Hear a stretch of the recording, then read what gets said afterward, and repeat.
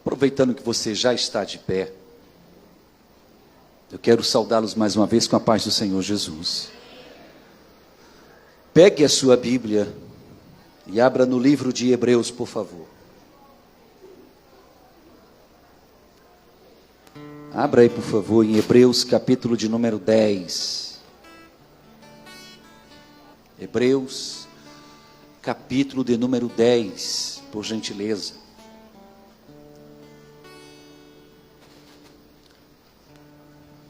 Eu quero ler só um versículo nessa noite.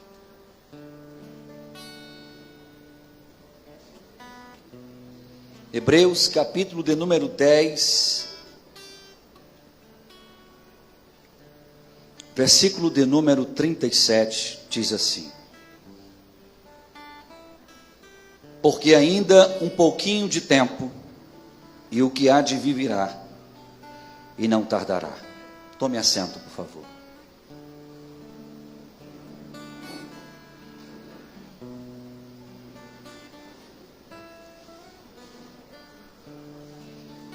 Eu queria muito que você conseguisse agora me dar um pouco da sua atenção.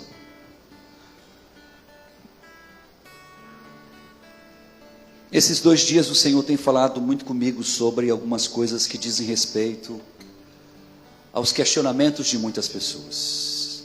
Há muito tempo eu não recebo tantas mensagens perguntando sobre a vinda de Jesus. Há muito tempo eu não tenho recebido, como recebo hoje, mensagens perguntando: pastor, o que está acontecendo com o mundo? Pastor, não é só sobre Israel e o que está acontecendo em Israel, é o mundo. Então eu decidi, em rápidas palavras, nessa noite, falar um pouco sobre um tema que eu acho que é importante a gente ter atenção para isso. Que a vinda de Jesus é certa. Quem crê nisso? Eu queria que levantasse a mão quem crê nisso. Tá bom, agora baixa a mão. Toda a igreja levantou a mão, até quem é convidado aqui crê nisso. Você está preparado para isso? Se fosse agora? Se fosse agora, Irlo? Será que essa mão estaria ali estendida? Será que o ouvido estaria atento ao soar de uma trombeta? Se Jesus voltasse agora, você se sente realmente apto para se encontrar com Ele? A sua vida diz isso. O seu coração, as demandas que há no seu coração, as coisas que você sabe de certo e errado que faz, a sua falta de relação com Deus ou o seu excesso de comunhão com Ele, você conhece isso. Agora há pouco, Maíra estava orando por nós, pela igreja, pelo despertamento no coração das pessoas para esse chamado de Deus, para esse relacionamento com Deus, para o motivo certo de nós estarmos aqui reunidos, que diga-se de passagem, nós estamos aqui reunidos por causa dele. Diga amém, amém? Mas você está aqui por causa dele? Sabe, a gente precisa tentar entender o que a gente vem fazer num dia de domingo na igreja. Para muitas pessoas, dia de domingo é o dia de ir para a igreja. Então é como se fosse uma coisa já que rotina. E muita gente não entende o real motivo de estar sentado aqui. Então, se você não conseguir entender que você não é um servo de Deus apenas porque no domingo você o serve a Ele, você não vai conseguir entender sobre a vinda de Cristo. Porque ela será rápida, ela é muito mais perto de acontecer e está muito mais próxima de acontecer do que você pode imaginar. E você precisa entender uma coisa importante: se você não estiver atento aos sinais, você não tem como se preparar. Ontem uma ovelha me perguntou quando seria a vinda de Cristo. Se seria antes da grande tribulação, se seria no meio da grande tribulação, se seria no fim da grande tribulação. Eu disse a ela qual é o meu conceito escatológico, teológico sobre isso, que não é o que eu vou trazer nessa noite. Mas no final das contas, eu disse a ela uma fala que é importante que você ouça. Quando você vai olhar para a Bíblia, se você for um teólogo, e chegar a pelo menos um mestrado de teologia, você vai ter que estudar isso que eu vou dizer agora. Se você só formar em teologia, dependendo da escola teológica que você seguir, dependendo da linha que você seguir, arminiana, calvinista, enfim, pentecostal, neopentecostal, dependendo de que caminho você tomar na teologia, você terá uma resposta sobre a vida de Cristo. A resposta mais importante é que Jesus virá. Mas há uma divergência teológica absurda, e não há acordo entre os teólogos de se Jesus volta antes, no meio ou no final da grande tribulação. Por que não há um acordo, pastor? Porque quando você for estudar na Bíblia os sinais da vinda de Cristo e sobre a vinda dele, você vai descobrir que as pessoas que acreditam que Jesus voltará antes da grande tribulação e a igreja será arrebatada, têm fundamentação bíblica. Glória a Deus por isso. Mas você vai descobrir também que as pessoas que acreditam que Jesus volta só no meio da grande tribulação, lá pelos 3 anos e meio de luta e dor, também está fundamentado na Bíblia.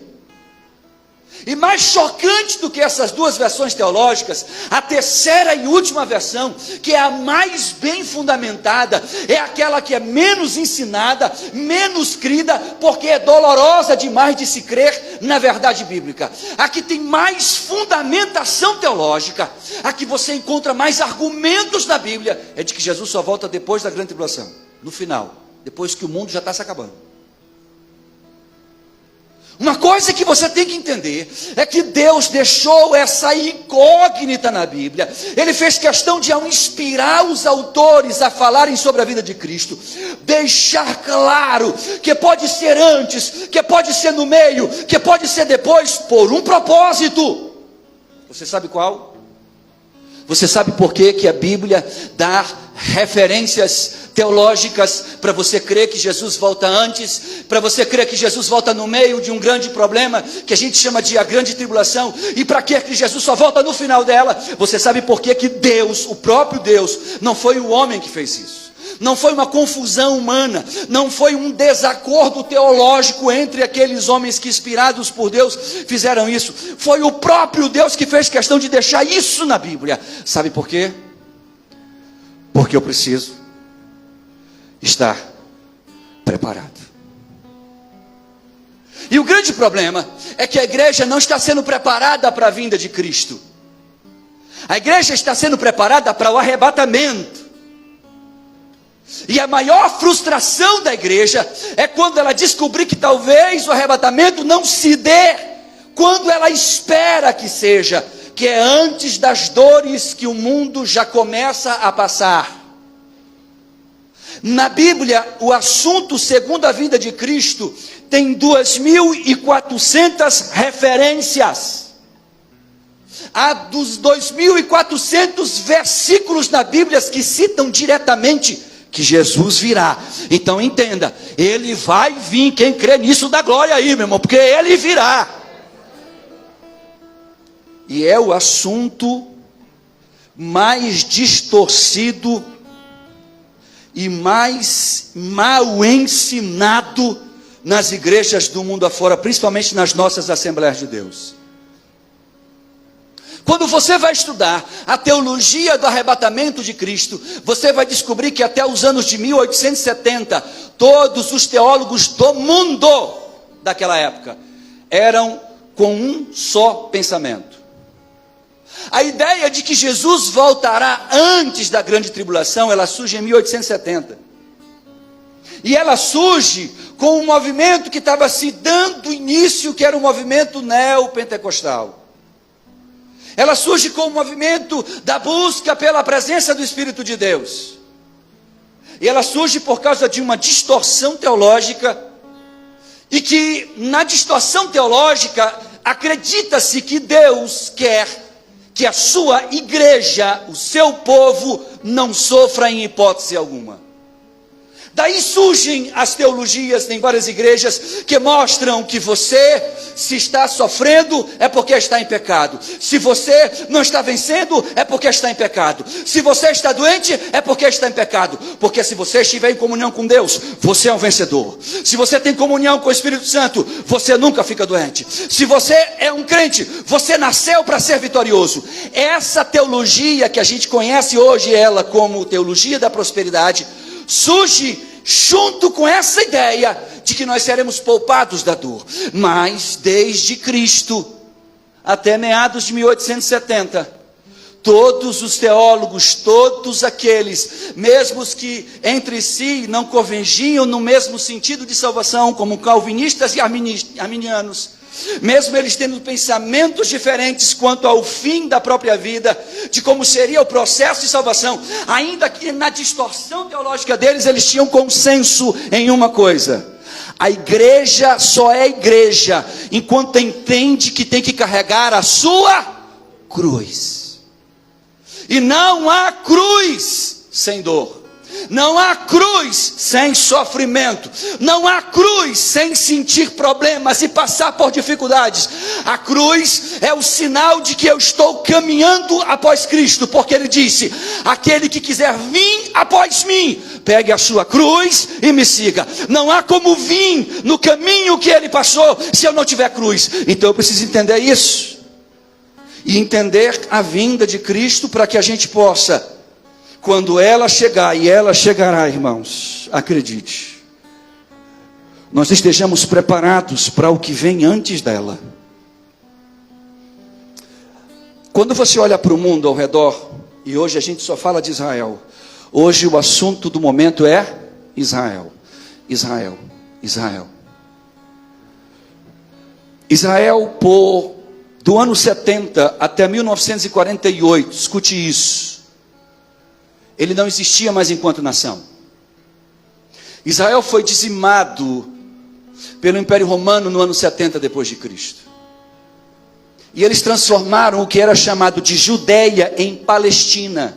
Eles mudaram o nome de Judeia, dos judeus, do reinado de Judá, para Palestina, para ofender, porque a palavra Palestina vem de uma palavra que tem início ou origem nos filisteus.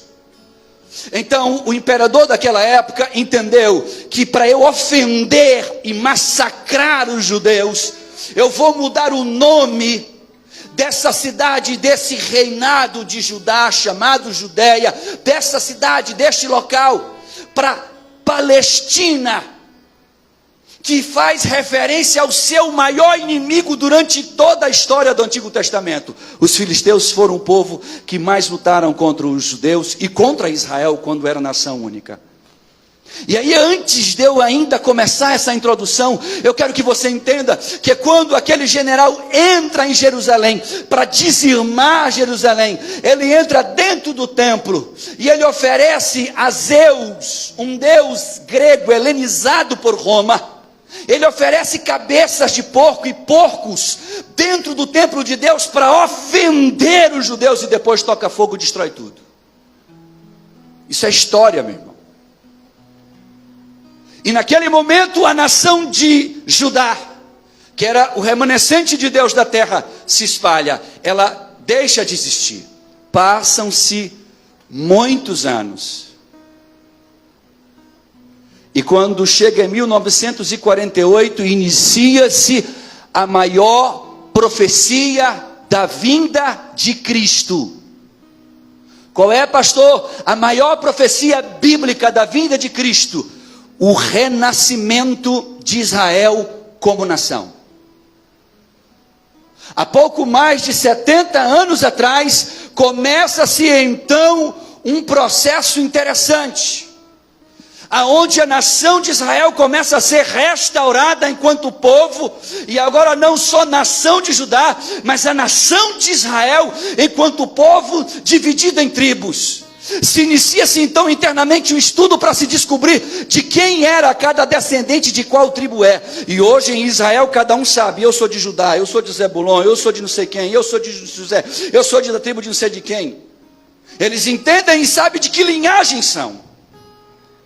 Aí Jesus 2000 anos atrás, quando estava no Monte das Oliveiras, olhando para Jerusalém, ele profetiza a destruição, mas ele fala da reconstrução também.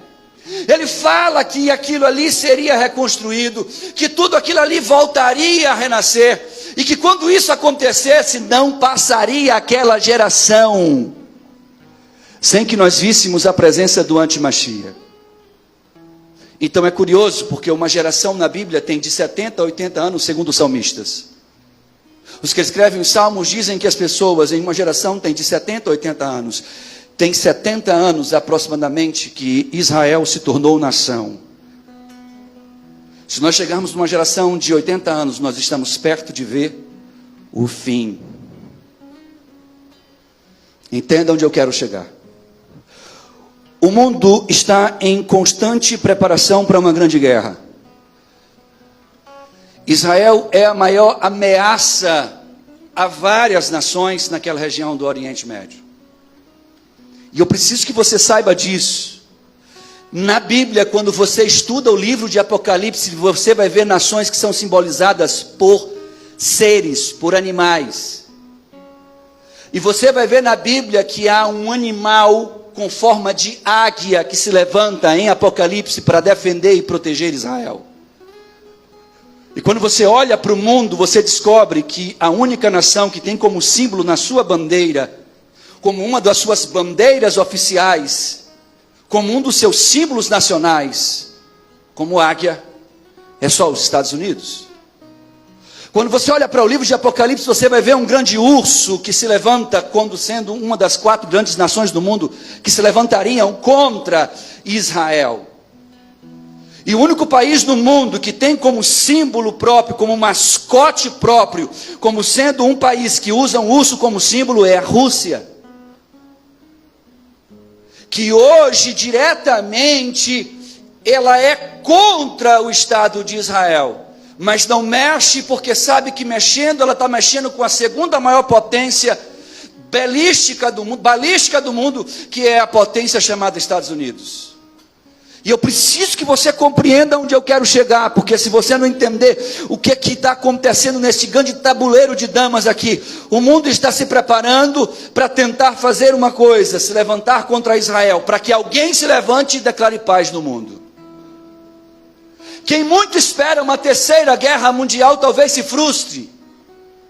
Quem muito acredita que haverá uma terceira guerra mundial agora, talvez se frustre e muito. Por quê? Porque para iniciar uma terceira guerra mundial, os rumores desta guerra, alguém se levantará no mundo com forte mão de paz, e esse alguém irá conseguir trazer paz no Oriente Médio para proteger Israel. E quando isto acontecer, esse alguém é o anticristo. E não se surpreenda se você acordar olhando para a televisão, vendo ele ali e dizendo: meu Deus, o pastor falou sobre isso e eu não fui arrebatado. É porque talvez você descubra que o arrebatamento de Cristo não se dará como a gente durante 100 anos temos pensado, e durante 1800 anos tinha um conceito certo. Eu não vim aqui trazer para você uma distorção teológica, eu vim aqui estimulá-lo a estudar a Bíblia. Estude cada palavra. Esse vídeo está sendo gravado, você pode rever ele várias vezes no Facebook e no YouTube. Você pode pegar e depois buscar cada uma das minhas falas e tentar entender se elas estão dentro ou fora da Bíblia. E eu desafio qualquer pessoa que estiver me assistindo trazer uma contra-argumentação a cada fala que eu estou passando. E eu nem estou entrando no mérito da questão, porque o meu propósito é apenas te mostrar de que os sinais que eu estou vendo é que Jesus está às portas mesmo. Mas estar à porta de quê, pastor? De voltar. Ele pode voltar sim a qualquer momento. Ele pode sim voltar no meio. Ele pode voltar no fim desta grande tribulação. Mas eu preciso estar preparado. Você está preparado para isso?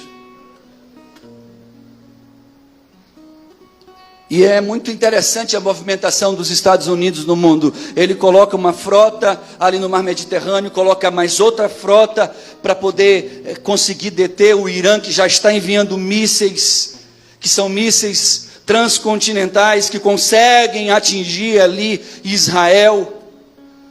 com o intuito de destruir. Esta semana mesmo, os Estados Unidos conseguiu, com esses navios, destruir mísseis que já partiram de uma outra nação, ou seja, mais uma nação declarando guerra oficialmente no mundo. Ele manda uma outra frota para o outro lado do mundo, lá onde está a Coreia do Norte, e ancora uma frota pesadíssima de aviões, de porta-aviões, para poder proteger aquela única nação ali, democrática, chamada Japão, e também a Coreia do Sul. E aquele cara que é um louco que comanda a Coreia do Norte, está em vias de, junto com a Rússia e com a China, entrar numa grande guerra. Então o mundo está preparado para alguém só acender o pavio.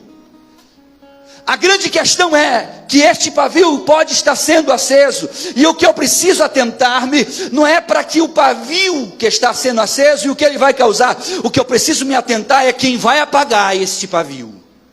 Porque quando alguém apagar este pavio em proteção de Israel, este alguém, eu preciso ficar atento para ele.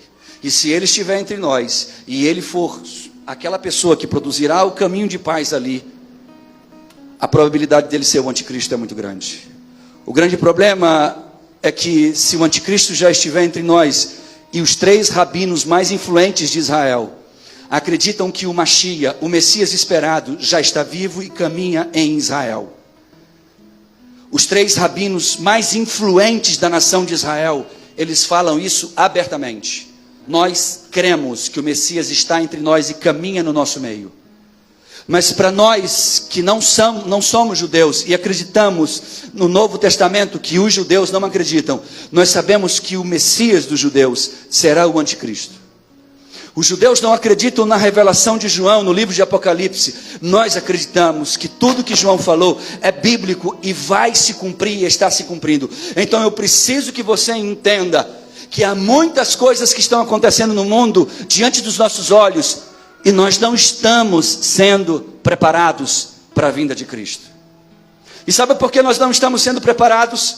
Porque nós estamos tão preocupados com a nossa vida, com que roupa vamos usar, com que dinheiro vamos pagar as contas, como vamos criar os nossos filhos, como será a nossa faculdade, como que a gente vai conquistar os nossos projetos e sonhos, como vão ter mais, como eu vou terminar a minha casa, vou comprar o carro novo, que diante dos nossos olhos não estamos vendo nenhum dos sinais mais importantes que está acontecendo no mundo. A terra está anunciando a vinda de Cristo.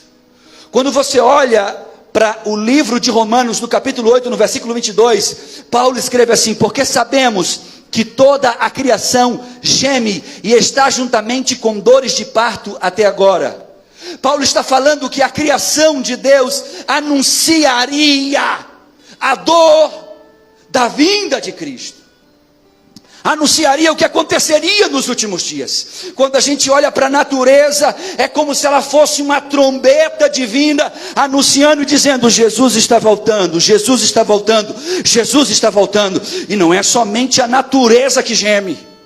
Quando você vê Romanos capítulo 8, versículo 23, diz: e não só ela, mas nós temos as primícias do Espírito Santo. Nós que temos as primícias do Espírito Santo, também gememos com nós, dentro de nós, esperando a adoção, a saber, a redenção do nosso corpo. Eu quero perguntar aqui: quem aqui já teve um sonho de Jesus voltando? Levanta assim a mão, só para eu saber. É pavoroso ou não é? Ou foi maravilhoso para você? Foi um dia de bênção? É apavorante quando as pessoas vão contar os sonhos que ela tem sobre a vinda de Cristo. E nunca se sonhou tanto com Jesus voltando como é hoje em dia. O Espírito Santo está anunciando dentro das almas, dentro das vidas: Jesus está voltando, Ele voltará. A terra tem dado vários sinais. Quer ver um dos sinais interessantes que eu olho na Bíblia, e que isso nós não estamos atentos, e eu vou ver junto com você já na própria palavra? Eu nunca vi as famílias serem tão atacadas como elas são hoje. As propagandas de todo modo trazem conceitos contrários à família tradicional. Esse governo do Estado, vergonhosamente, expondo nas redes sociais e em vários outdoors nesse estado, traz como família tradicional, num conceito para levar as crianças à vacinação, 2 homossexuais com uma criança, mostrando que este é o valor da família que esse Estado tem. E essa culpa eu não carrego, porque eu não votei nele, e nem votaria. E tenho o direito de anunciar que o meu conceito de família não é este. Que o conceito de família que eu tenho é: Deus fez o homem macho, Deus fez a mulher fêmea, e disse para os dois: olha, vocês dois procriem, para que a terra possa ser povoada. E entenda, há verbalmente, declaradamente uma guerra contra as famílias. Mas nós estamos olhando isso e nos amedrontando cada vez mais medo de sermos presos do que nunca. Ninguém abre a boca. As pessoas, quando vão falar alguma coisa, por exemplo no Instagram, elas já dizem assim: prefiro ficar calado para não ser preso, prefiro não comentar, enquanto a esquerda apodrecida deste país abre o verbo, mentalmente enchendo as nossas cabeças de lixo, para forçar eu e você a desacreditar no princípio divino. Nós estamos vendo que Jesus disse em Mateus 24: a perseguição contra os cristãos, contra os princípios de Deus, não é mais velada, ela é aberta. E você sabe quem são as pessoas preparadas? Você quer saber se você é um preparado? Você quer saber se Jesus voltar hoje, você subiria com ele? Ou se ele voltar no meio, você subiria com ele? É se você não tem a sua vida por preciosa em relação àquilo que a Bíblia ensina sobre os últimos dias. Se eu não tenho medo de enfrentar, de confrontar e de declarar que Jesus Cristo é o meu Senhor e a sua palavra é o meu modelo de vida, eu estou preparado para este grande dia. Mas se você tem medo, se você se cala, se você se silencia, porque acredita que assim você será poupado, ninguém mexerá com você, ninguém irá te prender ou te agredir, ninguém vai te hostilizar, deixa eu lhe dar uma péssima notícia: você não conhece ainda o Evangelho. Porque no Evangelho de Cristo, todos os apóstolos, menos João foi o único apóstolo que morreu de velhice. Todos morreram de forma trágica. Todos os apóstolos na Bíblia, sem uma única exceção, inclusive João, morreram pobres, sem dinheiro. Pastor, o que o senhor está fazendo? Apologia à pobreza, à dor? Não, eu estou dizendo que estes homens não tinham a sua vida nesta terra por preciosa. Eles olhavam e diziam: a minha esperança está na glória, a minha vida eterna é o que importa, o que eu quero é viver para Ele, por Ele, para a glória dEle nesta terra. E há um preço para isso. Então, quando se fala da vinda de Cristo, eu preciso entender que para eu estar preparado para esta vinda, eu tenho que conhecer esses sinais. Você já ouviu falar? Quem tem aqui mais de 40 anos, levanta a mão, por gentileza, além de mim. Só os homens, levantem a mão. Lembra quando a gente era jovem, que a gente queria ver pornografia? Lembra? Você vai lembrar disso. Você é homem macho. Tinha uma tal de videocassete, você lembra disso? Que tinha a tal da fita cassete. Você entrava dentro da locadora, tinha uma parte específica para maiores de 18 anos, e você chegava para aquele tio, que era o tio mais descolado, e dizia assim: ô tio, consegue lá uma fita para nós? Porque você não podia alugar. Não tinha celular, não tinha outro meio de ver. Aí a gente chegava na banca de revista, tem uma placa proibido para menores de 18 anos, a revista Playboy e outras revistas, não era assim? Pornografia era controlada. E mesmo com todo o controle, nós ainda conseguíamos acessar. Então a gente pedia para um colega adulto, pagávamos, juntávamos da escola: vai lá e compra, tu que é adulto, essa revista. Juntava-se a galera, cada dia ficar a revista com um, para a gente poder ficar olhando mulheres nuas. Não era assim, senhores? Era desse jeito. Quem está lembrando, rindo aí, sabe que eu estou falando a verdade. E muita gente está rindo aqui. Hoje você não precisa disso. Você não precisa sair de casa, você não precisa sair do seu carro, você não precisa sair da escola e nem de um banheiro da igreja. Hoje você pega o celular e qualquer site de busca, você digita pornografia, ela está disponível 24 horas do dia para você. E se você não buscar muito, você vai nas redes sociais como Instagram, Facebook, e procura, lá está disponível abundantemente para você, para prender, aprisionar mais e mais vidas, e levá-las ao adultério, levá-las à prostituição, levá-las a tudo aquilo que Jesus disse que um dia aconteceria. Mas nós não estamos vendo isso. A inteligência artificial, ela é citada no livro de Apocalipse. Como que você acha que o anticristo dará poder a uma imagem que ele constrói, que parece mais um robô, e ele dá a essa imagem, no livro de Apocalipse, poder para esta imagem se mexer e falar, e que as nações iriam ouvi-la, porque ela teria a resposta para todas as perguntas. Você vê hoje, por exemplo, você conhece o ChatGPT, mas existem hoje centenas de inteligências artificiais disponíveis para responder qualquer pergunta sobre qualquer coisa e conversar com você como se fosse um ser humano. E a gente vê isso. Você vê o site Google sendo citado na Bíblia quando fala de Gog e de Magog. Você vê sites de pesquisa como Yahoo, que é uma palavra bíblica.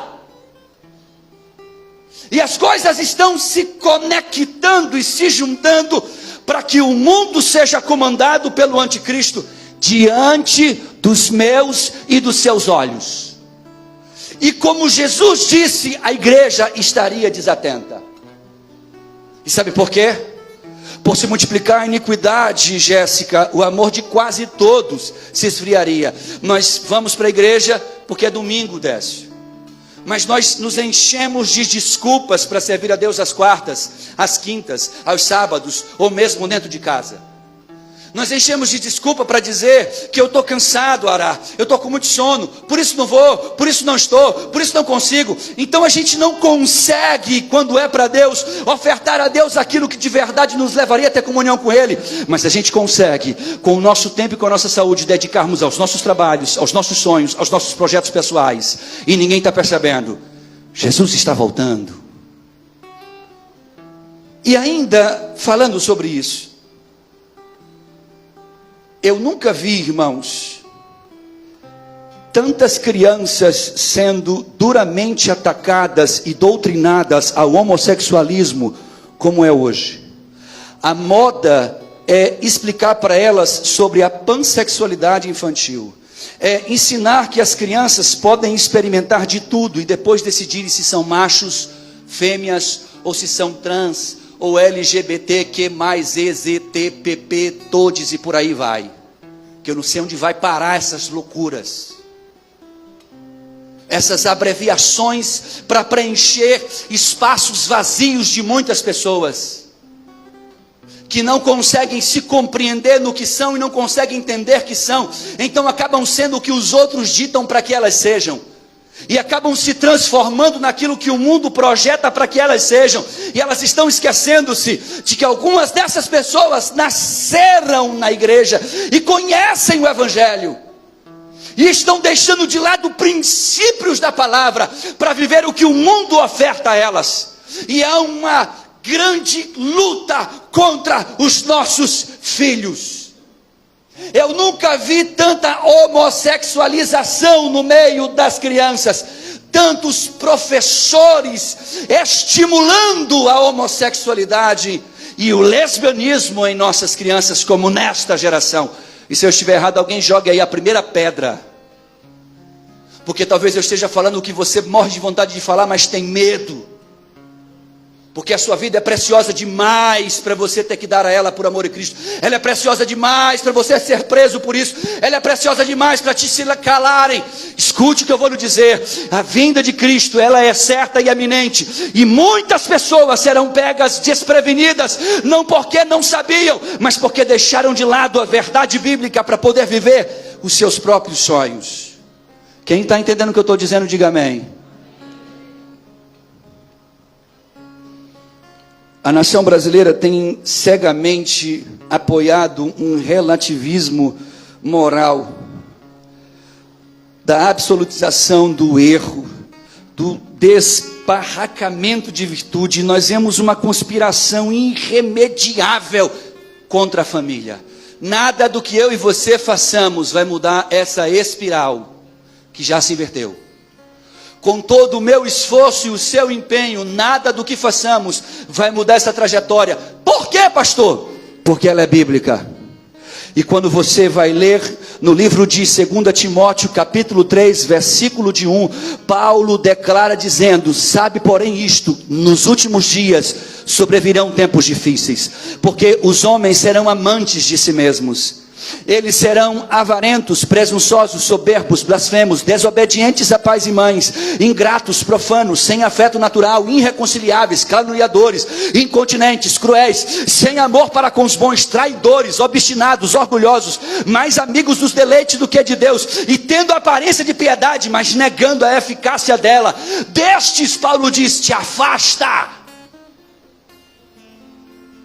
Paulo declara que nos últimos dias o mundo estaria como está hoje, na minha geração, gente. Ei, quem tem aqui mais de 70 anos? Tem alguém aqui com mais de 70 anos entre nós? Alguma? Uma pessoa ali, duas. Quando eles tinham 15 anos, o mundo era desse jeito? Era não. Mas na nossa geração, nós estamos vendo se cumprir o que por 2000 anos era esperado que se cumprisse. Sinais da vinda de Cristo. Jesus está voltando, irmão. Jesus está voltando, irmã. Se você se sente preparado para isso, pode dar glória, porque Ele está voltando. Mas se você não se sente preparado, comece a dizer: Senhor, tem misericórdia de mim. Quando a gente vê Mateus capítulo 24, no versículo 11, diz assim: e surgirão muitos falsos profetas e enganarão a muito. Hoje nós vemos um evangelho diferente. Quem frequenta mais de uma igreja aqui, não tenha vergonha de dizer assim não. Você vai, frequenta, visita outra igreja, só para você ter noção aqui. Tem uma galera que frequenta, glória a Deus por isso. Eu não tenho problema nenhum quanto a isso. Então você já deve ter visto que hoje o foco é bênção, e não é o abençoador, não. O foco central é em você. O culto deixou de ser teocêntrico para ser egocêntrico. Nós vamos para o culto não para oferecer a Deus, mas para receber de Deus. Então eu vou para o culto para receber a minha vitória, para receber a minha bênção, para receber o meu milagre. E somos estimulados pelos pastores a virem às igrejas em troca de alguns favores em reais, em carros, em bens que você dá para Deus te abençoar. O evangelho de hoje, ele está sendo distorcido, e ele está inchando os templos com quebras de maldição hereditária, cultos afrodescendentes dentro das nossas igrejas. Hoje eu vejo pessoas que eu não sei se elas são pastores ou se são candomblecistas, ou se são de alguma outra religião de raiz africana, porque o que eles fazem nas igrejas é exatamente o que é feito em vários terreiros de umbanda e de candomblé. E eu não tenho nenhum problema com eles, mas também não quero que eles tenham nenhum problema comigo. E quando eu olho para estas coisas, eu vejo Jesus dizendo, Jesus disse quando falava de quando a sua vinda estivesse eminente, que surgiriam na igreja muitos falsos profetas, e ele fala assim: e enganarão a muitos. As igrejas vivem movidas por movimentos, por profecias, por visões que superestimam mais do que a própria palavra de Deus. A Bíblia diz uma coisa, o profeta diz outra, e o que importa é o que o profeta diz. Nós somos obrigados, pastora Maíra, a estar fazendo vários e vários eventos dentro da igreja, estimulando a igreja a estar navegando no Espírito, a estar mergulhando nas profecias, a estar mergulhando nos dons, porque se eu não fizer isso, se nós não fizermos cultos assim, nossa igreja é uma igreja considerada fria e não pentecostal, porque não entendem o que é pentecostalismo e para que ele serve. Os dons que foram derramados sobre a igreja, em 1 Coríntios capítulo 12, a Bíblia mostra claramente que eles edificavam-se a igreja, glória a Deus por isso, mas era um sinal para o mundo conhecer Jesus. Hoje, esses mesmos dons são um sinal de vergonha para o mundo. O mundo olha para esses movimentos e debocha da gente, olha para esses movimentos e menospreza o Espírito de Deus. E eu vi esta semana, até postei no meu grupo chamado Talmidim, num grupo só de estudiosos, eu até postei uma mulher candomblessista, cantando um hino que é cantado como corinho de fogo nas igrejas evangélicas, e no final ela ainda fala língua estranha, e depois foi bater tambor para Satanás e para os demônios que ela segue. E eu sou obrigado a ver isso, porque nós, nesta geração, estamos fazendo dos púlpitos um lugar de falsos profetas e que enganam a muitos. Diante dos nossos olhos, irmãos, isso está acontecendo e ninguém está vendo. Em Mateus capítulo 24, e isso aqui é muito chocante, Jesus disse no versículo 12: e por se multiplicar a iniquidade, o amor de quase todos se esfriará. Irmãos, olhem para cá, olhem para mim, por favor. Quem conhece alguém que está afastado do Evangelho, levante a mão assim, por favor. Só quem conhece alguém. Todas as pessoas dessa igreja conhecem alguém. Adão, eu nunca vi tanta gente se afastando de Deus como eu vejo hoje. Um país como o Brasil que já está em 45 milhões de pessoas afastadas do Evangelho. Uma nação de 200 e poucos milhões, irmãos. 250, 300 milhões no máximo que o Brasil tem de habitantes. Quase 50 milhões deles um dia estiveram na igreja e não estão mais e não querem mais. Eu vejo cantores deixando os púlpitos de adoração para serem cantores mundanos e mergulhando no homossexualismo, no lesbianismo, em tudo aquilo que eles entendem serem certos. Pessoas que conheceram o Evangelho. E que Jesus disse que nos últimos dias seria exatamente assim, porque o ser humano se tornou egocêntrico. Se eu não sou aplaudido, Maíra, então eu não sou bem-vindo, eu não quero. Se a figura humana não é exaltada, eu vejo líderes que não conseguem sair na rua porque são idolatrados. Eu vejo cantoras que você passa e atravessa multidões para ter um autógrafo dela riscando a sua Bíblia. Eu vejo pastores que precisam de um corredor de pessoas e de seguranças porque eles são idolatrados. E você acha que eles pregam ou ensinam para ninguém fazer isso? Eles não ensinam. Eles pregam que você tem que dar o seu carro na igreja, mas eles andam com os melhores carros do mundo. Eles pregam que você tem que doar a sua casa, a sua única casa, mas eles não deixam as suas mansões. Eles pregam que você tem que doar as suas cabeças de boi para engordar as fazendas que eles têm. E esses falsos profetas estão nas igrejas espalhando um falso evangelho, distorcendo verdades bíblicas e afastando o mundo de Deus, o povo de Deus, de se preparar para o que está por vir. Escute o que eu vou lhe dizer, meu irmão. O evangelho de hoje está bestializando as pessoas evangélicas. O evangelho pregado hoje está transformando eu e você em crentes medrosos. O evangelho de hoje está fazendo com que eu e você se cale diante do que está errado. Este evangelho que é ensinado hoje ensina que se você não for abençoado, tem alguma coisa errada, porque Deus tem que estar à sua disposição para te abençoar. O evangelho de Cristo é diferente. O evangelho de Cristo diz: carregue a sua cruz. O evangelho de Cristo diz que nós seríamos perseguidos. O evangelho de Cristo diz que nós seríamos presos. O evangelho de Cristo diz que nós seríamos assassinados. Se você não crê nesse evangelho, você não está preparado para esta vinda. Porque a vinda de Cristo vai atingir o meu filho, vai atingir a minha mulher, vai me atingir, vai atingir aqueles que buscam a Deus. Nós sofreremos por causa dessas pessoas e por nossa causa, mas um dia, quando abrirmos os olhos no céu de glória, vamos ver, valeu a pena. Oh glória! Terá valido a pena a perseguição, terá valido a pena toda a cruz que carregamos, as dores. Eu nunca vi tanto crente desejar a morte como hoje. Nós fizemos uma enquete conversando ontem na sala de aula, e várias pessoas: pastor, eu já pedi para Jesus me levar. Quem já pediu para Jesus levar aqui? Levanta assim a mão, não tenha medo não, assim. Quase 80% da igreja, inclusive eu.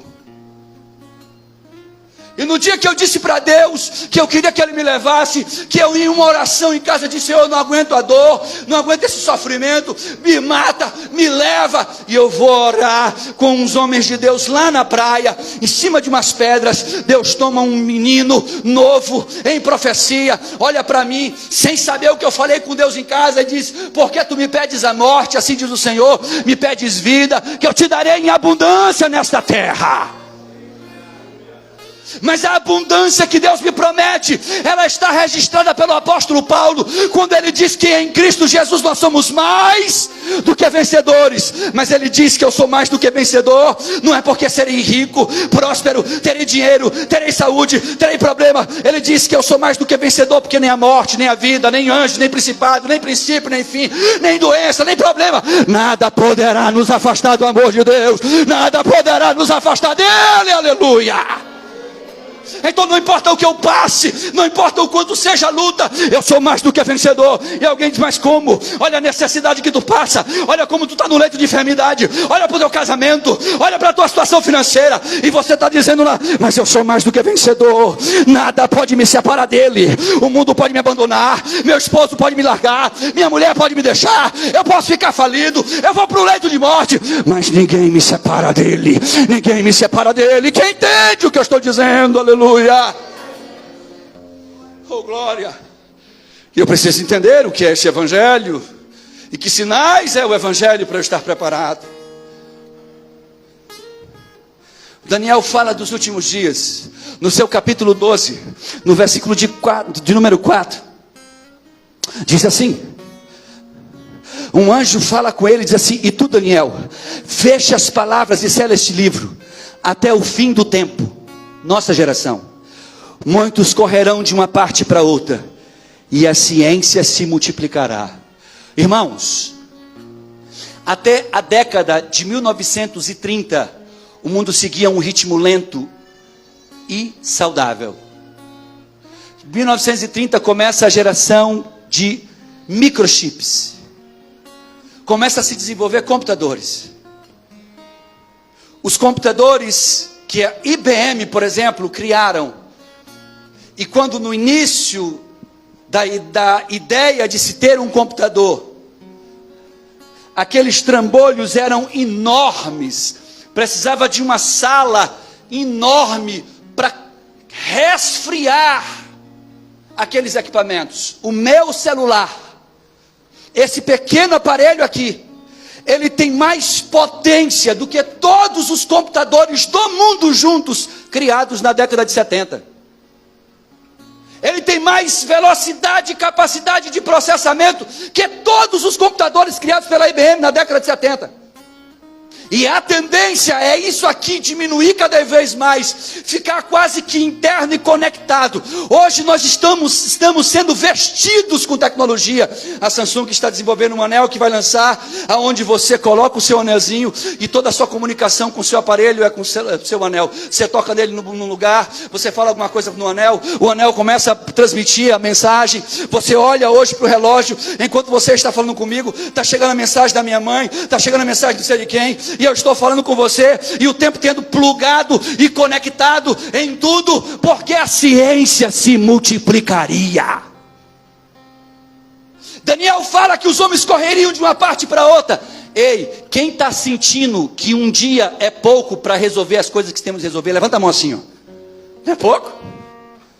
Acaba 24 horas e diz assim: meu Deus, eu não consegui fazer metade do que eu tenho que fazer hoje, e nós já empurramos para amanhã o que já tem amanhã e o que tinha hoje, e aí algumas coisas vão ser atropeladas, porque o tempo foi abreviado. E ele não foi abreviado em termos matemáticos, em números.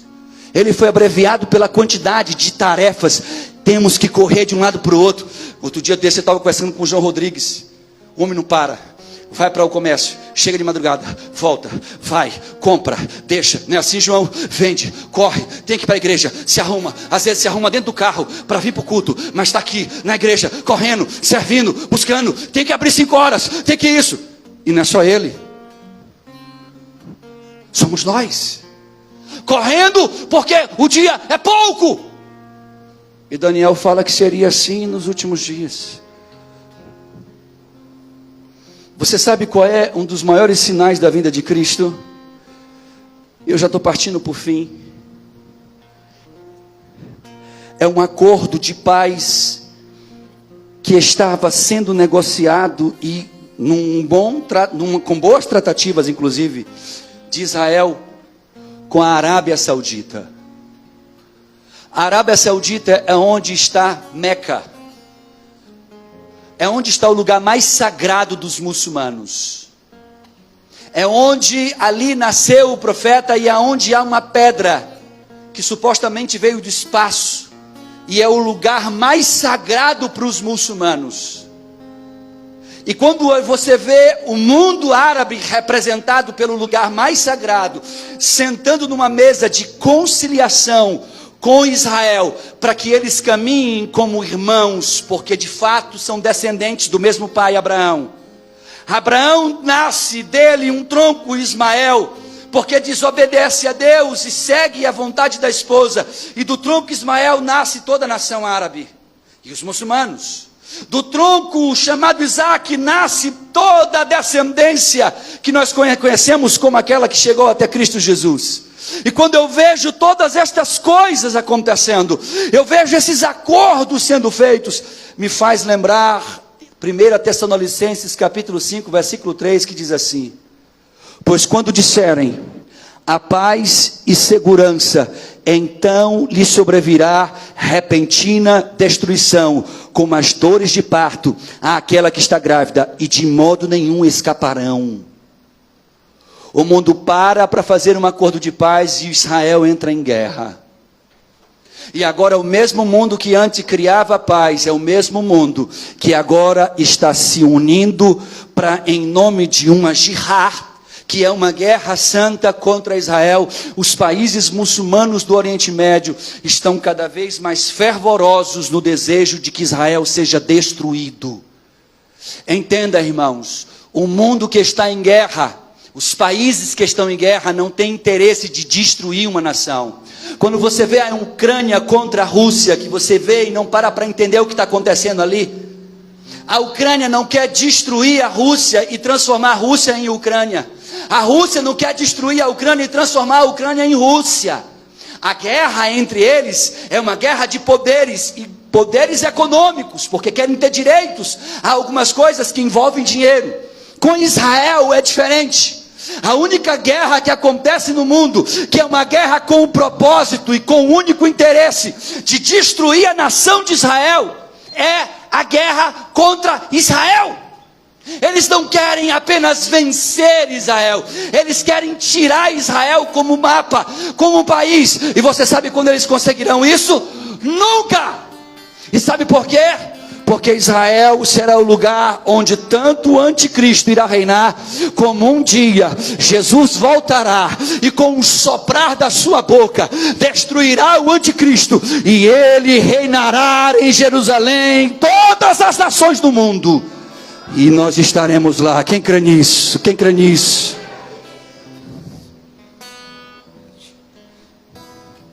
Quando eu olho para a Bíblia, irmãos, eu vejo que nós precisamos, mais do que nunca, sermos achados imaculados, irrepreensíveis em paz. 2 Pedro capítulo 3, versículo 14 diz assim: por isso, amados, aguardando estas coisas, procurai que deles sejais achados imaculados, irrepreensíveis e em paz. Neto, ter paz de espírito hoje é um dom, é um talento, é um tesouro.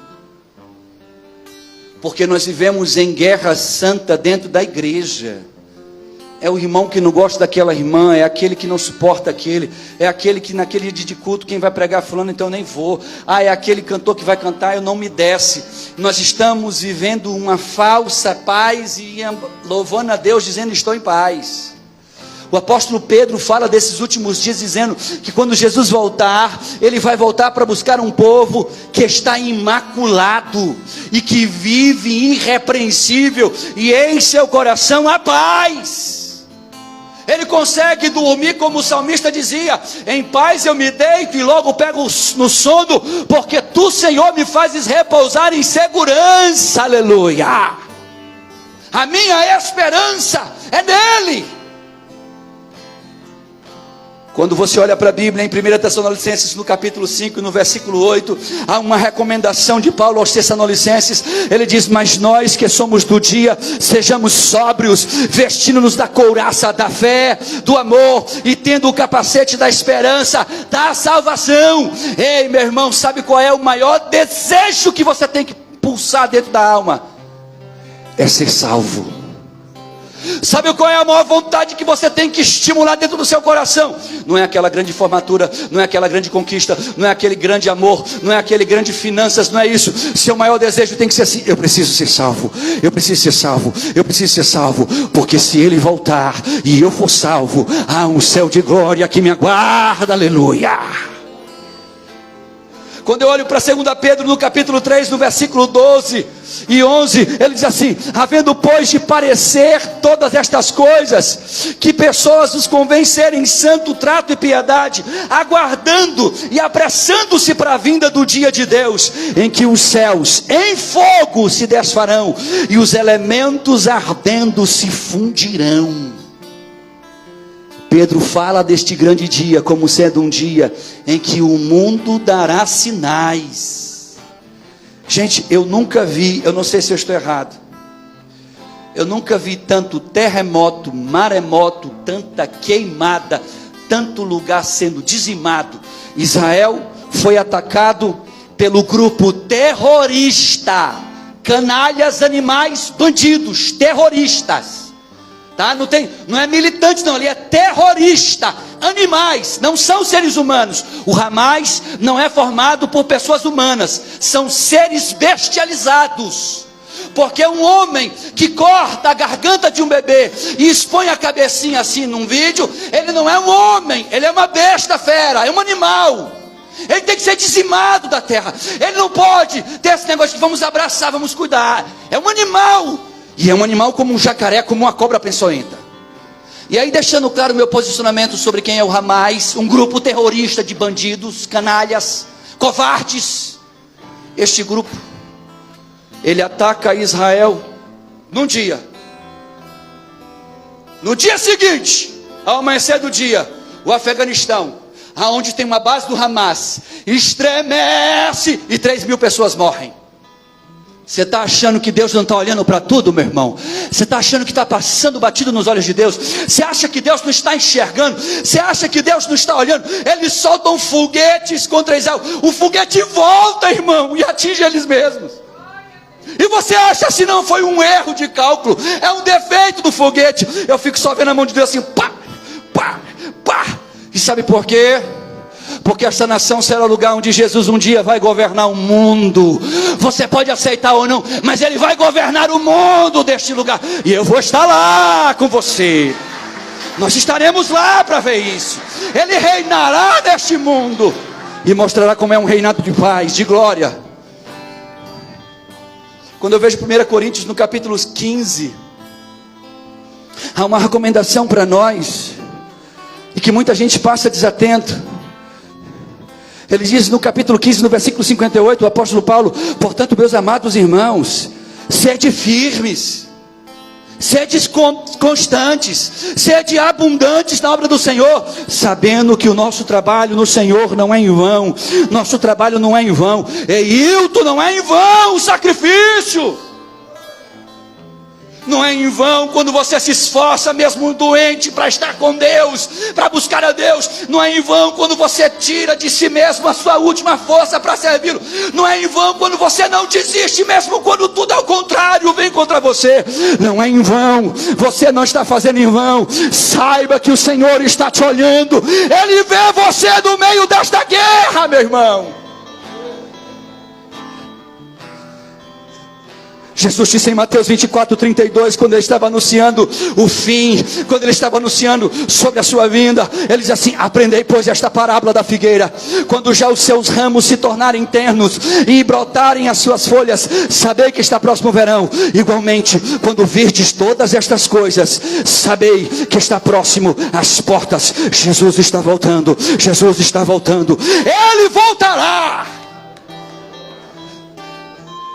E é interessante que no versículo 13 Jesus disse assim: No 12 de Mateus 24, e por se multiplicar a iniquidade, o amor de quase todos esfriará. Aí no 13, ele manda um recado para a galera, ele diz assim: mas aquele que perseverar até o fim será salvo. Mas aquele que perseverar até o fim será salvo. É porrada de um lado, é porrada do outro, é perdendo aqui, é ganhando ali, mas você persevera, você continua firme, você continua de pé, você continua lutando, você continua crendo, porque você é um salvo em Cristo Jesus. Aleluia!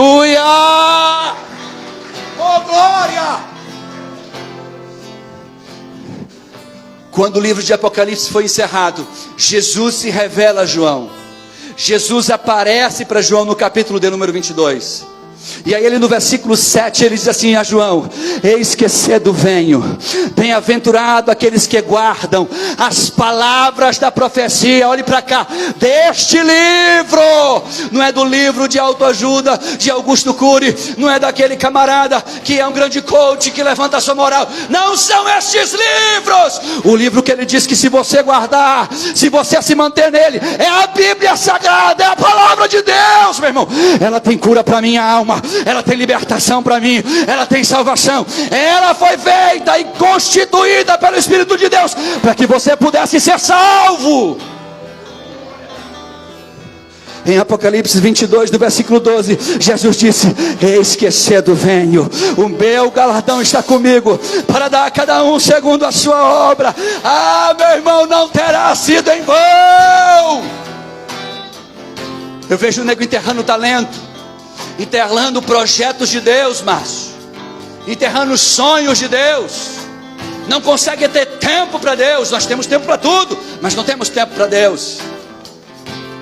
Deixa eu dizer um negócio para você que entende que não pode deixar esse troço enterrado. Que Deus te chamou, que Deus te escolheu, que Deus disse: eu te quero na minha presença, eu te dei isso porque eu quero te instrumentalizar. Ei, há um galardão que te aguarda, meu irmão. Para você que entende que não pode desistir, há algo especial para você, meu irmão. E ele diz assim em Apocalipse capítulo 3, versículo 11: eis que venho sem demora, guarda o que tens, para que ninguém tome a tua coroa. Você sabe o que é coroa? Coroa é símbolo de posicionamento. Coroa é símbolo de que você tem lugar garantido. Coroa quer dizer que você carrega aqui na frente da sua cabeça um selo: eu fui escolhido, eu fui separado, Ele me separou. Aleluia! Fique de pé. Aleluia.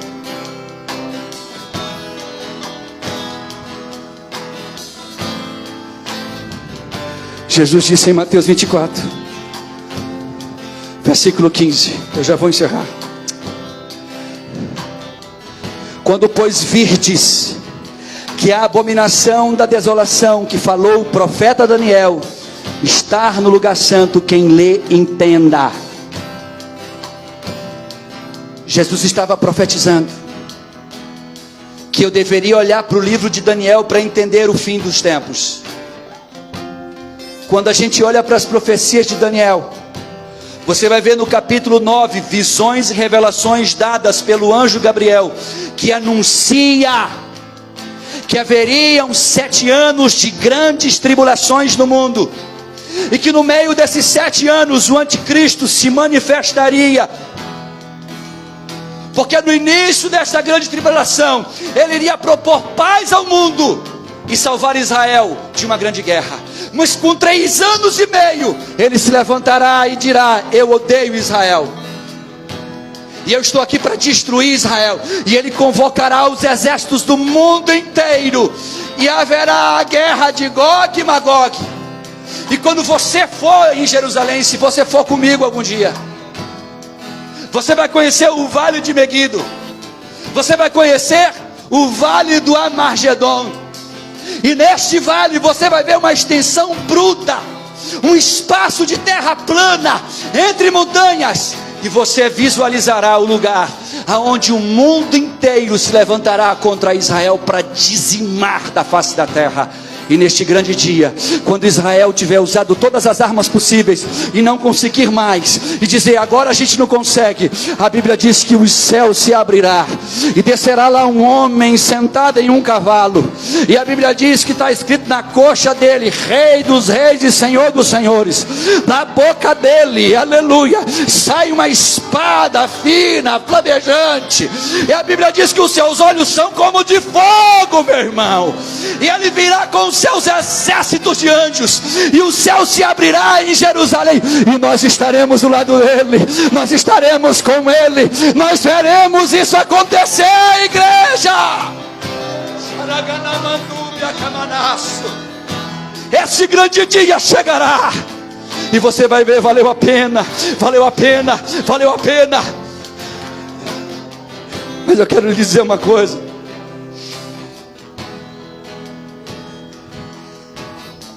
para que isso se cumpra, para que isso venha a se cumprir, Jesus prevera aos discípulos que tudo isso que nós relatamos iria acontecer. E eu quero perguntar a você nesta noite: o que você tem feito com a vida que Deus deu para você? Onde está Deus na sua vida? Qual é o espaço para Deus, Gil, aí na sua vida? Qual é o espaço que você tem dado para Ele, meu irmão? A sua vida é ocupada por quê? Por projetos seus ou projetos dele? Seus sonhos quais são? De conquistar o mundo para si ou conquistar o mundo para Ele? Aonde você está, o Evangelho tem sido anunciado, as pessoas sabem quem você é, ou você é um crente espião, que ninguém sabe quem tu és, porque tu tem medo de expor a tua opinião e ser hostilizado?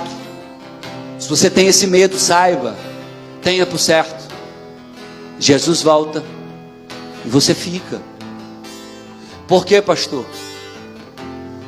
Porque aquele que não tiver peito de enfrentar a verdade do Evangelho e por este Evangelho morrer, não é digno dele.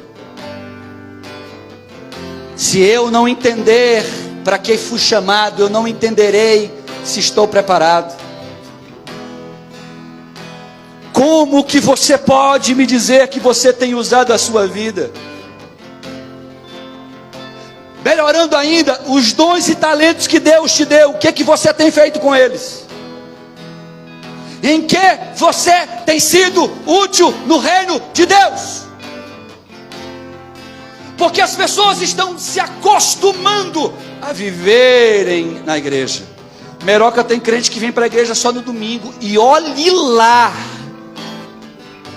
que aparece no domingo aqui. Termina o culto, às vezes a gente ainda está orando, dando a bênção, já capou o gato, para ninguém perguntar por onde é que tu anda, meu irmão. O que é que você anda fazendo? Que eu não te vejo aqui num culto de quarta, não te vejo em nenhum trabalho das mulheres, não te vejo em nenhum trabalho dos homens, não te vejo na escola dominical, não te vejo no trabalho dos jovens, não te vejo nas células, mas marque uma bola. Está todo mundo lá firme. Marque um churrasco, meu irmão. Reúna as mulheres e dividem prato. Cada uma vem com um prato diferente, disputando para ver qual é o prato melhor. Marque um vôlei. Você marca um culto que começa às 6, a pessoa chega às 6h30, 6h40, 7 horas. Marque uma bola, um vôlei aqui na praia, que começa às 7, está lá todo mundo 6 horas no grupo. E aí, galera, tá pronto? E aí, já estamos chegando. Não, me espera, que eu estou chegando. Fica 6, 7, 8, 9, 10, 11. Aí eles mandam desligar a luz e o cara diz: vamos jogar na praia. Vamos para a praia, fica até meia-noite, 1h da manhã, porque tem tempo. Mas não consegue vir para um ensaio, para treinar e louvar a Deus, porque é cansativo. Não consegue ficar de pé na igreja por 15 minutos louvando, porque é cansativo. E você quer me dizer: eu estou preparado? E você quer dizer para mim assim: pastor, eu estou firme e forte com o Senhor? E você tem a coragem assim: pastor, você não me conhece. Em casa eu busco muito ao Senhor, em casa eu jejuo, eu oro, eu prego, eu faço a obra de Deus. Aí você faz, porque a Bíblia diz que pelos frutos conhecereis as árvores, papai. Eu não sei que evangelho é esse, que só funciona dentro da sua casa, porque fora de casa ele não está funcionando. Ei, eu vim aqui para anunciar verdades para mim e para você. Pensa que essa tábua costa só na sua costa, ela cai na minha também. Antes de você que já está me julgando na mente, assim, quem é ele? Quem sou eu? Eu sou o pastor dessa congregação, escolhido pelo Todo-Poderoso a dedo. Ele olhou e disse, lá no dia que minha mãe estava me gerando, aquele ali será meu. E porque Ele me escolheu, estou aqui para anunciar essa verdade. Doa a mim ou doa a você. Agora o que faremos dessa verdade é o que fará toda a diferença. Quando sairmos deste culto, se essa verdade entrar em nós, nós vamos sair daqui dizendo, eu viverei o Evangelho de Deus nesta terra, até que Ele venha, seja antes, seja no meio, seja no fim da grande tribulação, mas eu viverei este Evangelho. Quem entende o que eu estou dizendo? Eu vejo tanta gente preocupada só com o seu umbigo, e do lado tem tanta gente morrendo, irmãos. Eu quero dizer um negócio aqui nesta noite. Se você for um crente aqui nessa igreja, você sente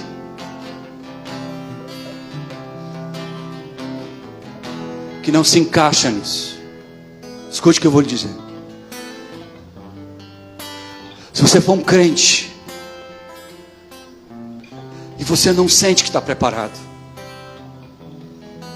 eu quero te convidar agora a curvar sua cabeça e falar com Deus e dizer, Jesus, me prepara. Por quê, pastor? Porque toda a sua vida na igreja não pode ter sido em vão. Tudo que você ouviu, viveu, não foi em vão. Deus escolheu você, irmão. Você pode não ser olhado por mim, eu posso nem te conhecer, mas Deus te conhece. Eu posso nunca ter falado com você, mas Deus te olha. Você pode muitas vezes ter questionado, Senhor, mas ninguém me dá oportunidade. Mas Ele é aquele que te enxerga. E é Ele quem te escolheu para fazer a diferença.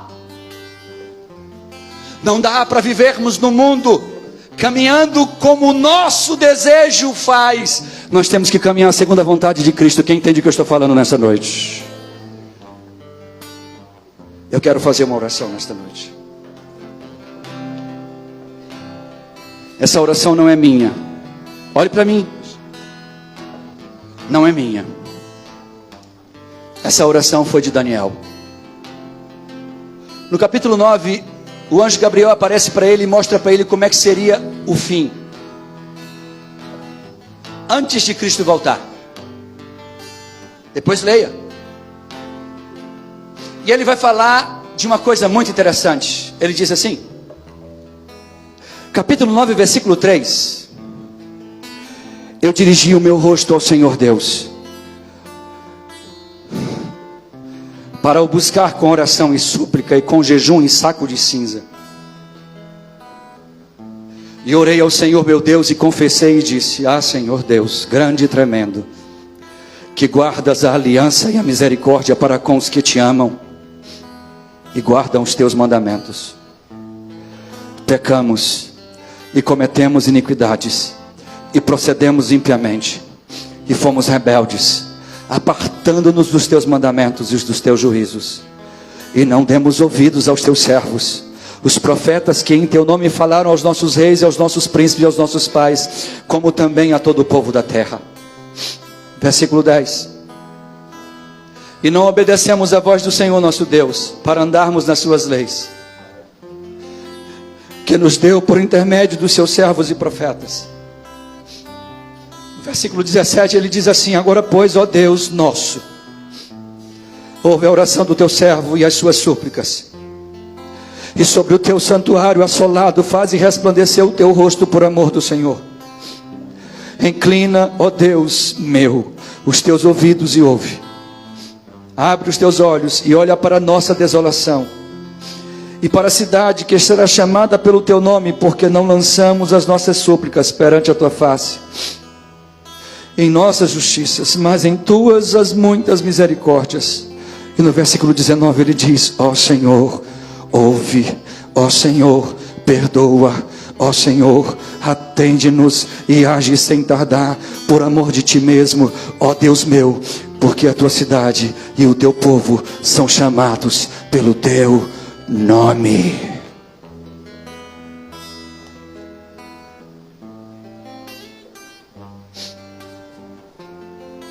Essa tarde, eu ontem comecei a preparar essa ministração. E de tarde eu deitei para descansar. Então eu tive um sonho. Eu acordei e comecei a escrever.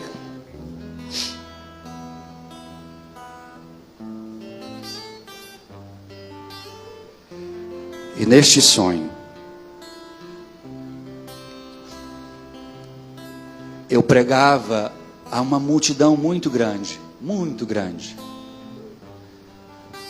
E uma coisa marcou-me neste sonho. Por várias vezes, o Espírito de Deus bradava e eu falava: você está preparado? E a multidão que ouvia, cada vez que eu dizia, você está preparado, mais pessoas iam abaixando a cabeça. E quando eu perguntava de novo, você está preparado? Mais pessoas abaixavam a cabeça. Na quarta vez que eu perguntava, você está preparado? Metade do povo estava de joelhos, chorando. Então eu acordei e entendi. O Senhor está perguntando para nós: você está preparado? E se for hoje? E tu que está afastado desse evangelho? E se for hoje? E tu que ainda não aceitou Jesus Cristo como Salvador? E se for hoje a vinda dele? Porque a Bíblia está se cumprindo fidedignamente. Se alguém nessa igreja ainda não entregou sua vida para Cristo e quiser entregar agora, saia do seu lugar e eu quero orar por você. Se alguém está afastado deste evangelho e quiser voltar para Cristo agora, saia do seu lugar e eu quero orar por você. Mas mais do que orar por qualquer pessoa que queira Cristo aqui nesta noite, eu quero perguntar aqui nesta noite: quem deseja estar preparado? Levante a mão comigo. Está vendo ali a primeira pessoa.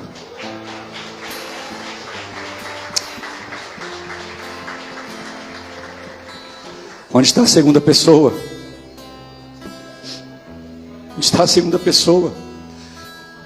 Ele está aí falando no teu coração, para você se reconciliar, para você vir, para você dizer: eu vou, eu quero. Está vindo aqui a segunda pessoa. Onde está a terceira pessoa? Esse sonho é Deus falando conosco, irmãos. É Deus dizendo para mim e para você: Canamanto de Camanaia. Está vindo ali a terceira pessoa.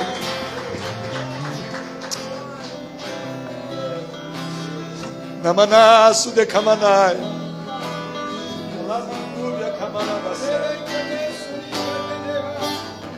Onde está a quarta pessoa? Venha para Ele, venha hoje.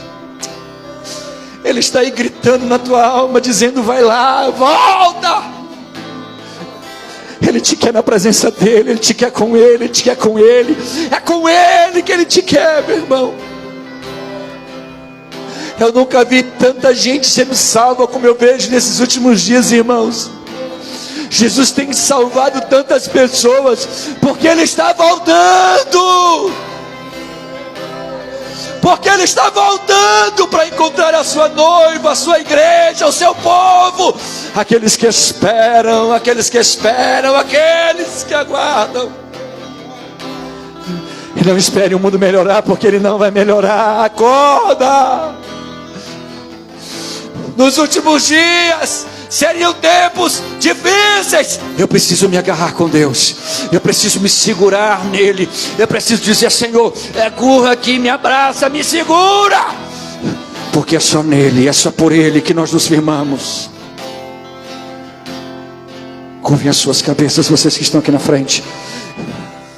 Vocês que vieram aqui entregar a vida para Jesus, eu quero pedir, falem assim comigo. Feche os olhos e diga assim: Senhor Jesus, nesta noite eu te recebo como meu Senhor e meu Salvador. Diga assim: Jesus, perdoa os meus pecados e faz morada na minha alma, porque eu não sou mais escravo do pecado. Diga assim: eu não sou mais escravo hoje. Diga: a partir de hoje eu sou um salvo em Cristo, porque eu recebo Jesus como meu Senhor e Salvador. Diga: Jesus, eu te quero para ser o Senhor, o comandante, o dono da minha vida. E a partir de hoje, me guia, me orienta e me ajuda nesta caminhada. Senhor, eu te apresento essas vidas aqui. Elas são preciosíssimas, Deus.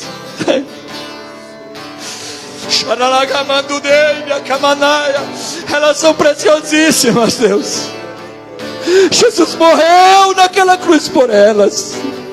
E Jesus marcou esse dia na vida delas, para que a diferença fosse feita. Entra nesses corações, perdoa os seus pecados, limpa a alma delas, faz morada, faz dessas pessoas templo do Espírito Santo. E em o nome de Jesus, restaura 2 talentos nesta noite.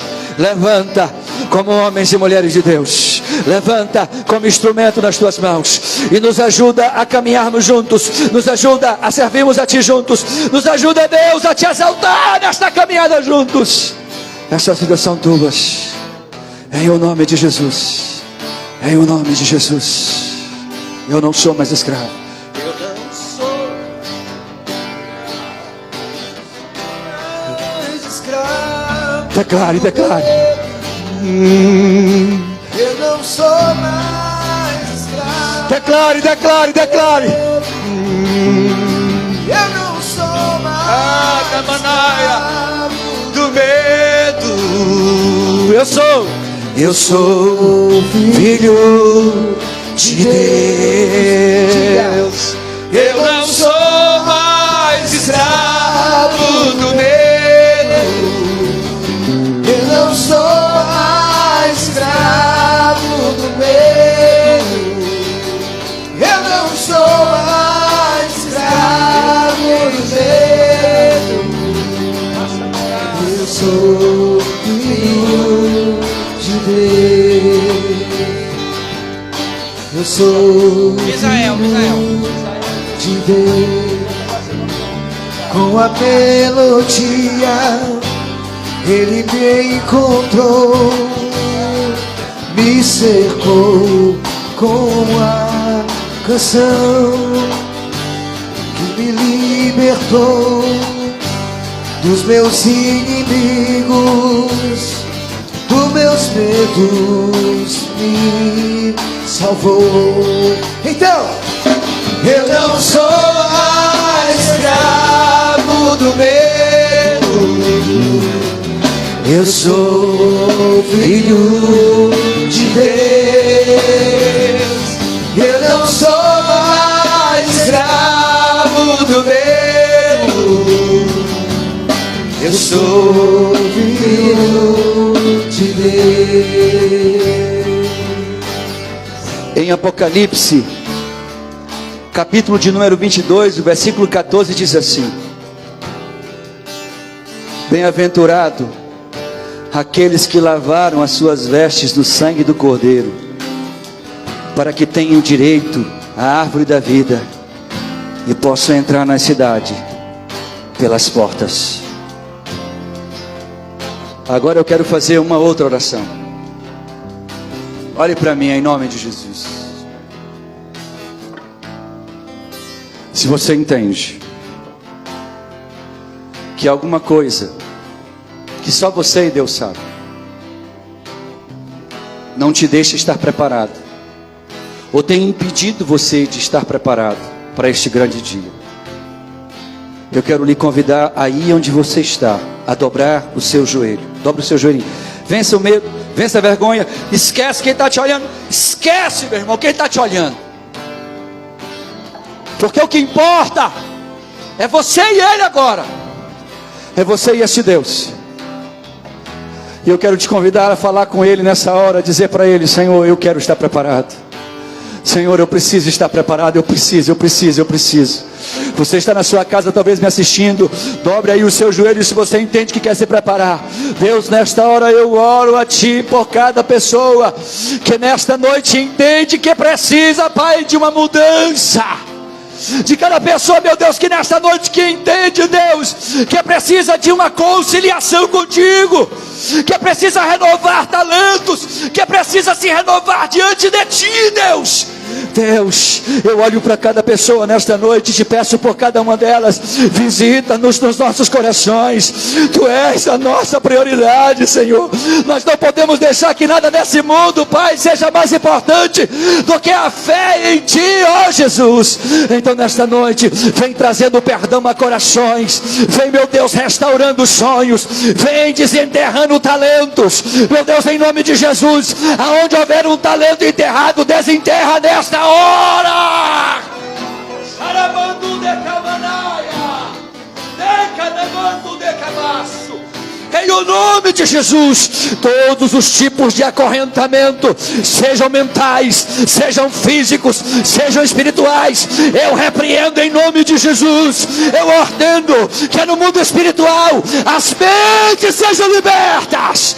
Traz de novo o sono dos justos, traz a paz que excede todo o entendimento, traz nesta noite, Deus, a libertação e a vontade de te servir, o desejo de se congregar, o desejo de te buscar, o desejo de estar na tua presença. Meu Deus, em nome de Jesus, restaura a visão espiritual. Não deixa que este mundo nos contamine, nos abrace, nos leve, nos arrebate, mas que sejas tu, Senhor, preparando a tua noiva para este grande dia. E assim como naquele sonho, que aquela multidão de gente se ajoelhava diante de ti, e nesta noite é uma multidão de joelhos também. Nós te clamamos ao Deus em espírito, ao Deus em verdade, ao Deus de Daniel, ao Deus dos profetas, ao Deus Pai do meu Senhor e Salvador Jesus Cristo, a Adonai o Senhor, ao meu Deus Yahvé, a Ele que é o único que é digno de ser adorado. Eu peço que a tua graça e a tua misericórdia seja abundante sobre nós nesta noite, e o teu perdão nos abrace, e a força que todos nós precisamos venha sobre as nossas almas, e nós voltemos a sonhar os sonhos de Deus, os projetos de Deus, a vontade de Deus. Que a minha casa, esta casa, este povo seja povo de Deus, que nossas famílias sejam famílias de Deus, que nossa vida seja a vida de Deus, em o nome de Jesus, em o nome de Jesus. E agora, Senhor, eu posso te adorar da beleza da tua santidade. Adoremos a Ele. Ele abriu mão de sua glória, sangrou no madeiro por mim, me conectou, salvou, curou. Ele me deu um destino, uma capa e um pouco de vinho. Ele me deu um sangue, cajado e pão. Pôs um anel em meu dedo e me tirou o dedo, novas sandálias pra suportar o ritmo. Pôs um anel em meu dedo e me tirou o dedo, novas sandálias, e diz-me: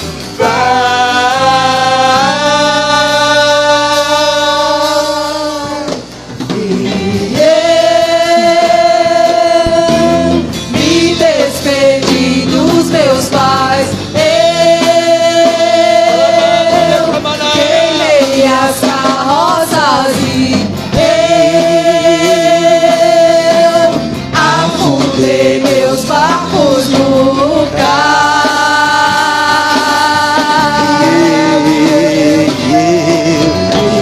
Eu me despedi dos meus pais, eu queimei as carroças e eu afundei meus barcos no cais.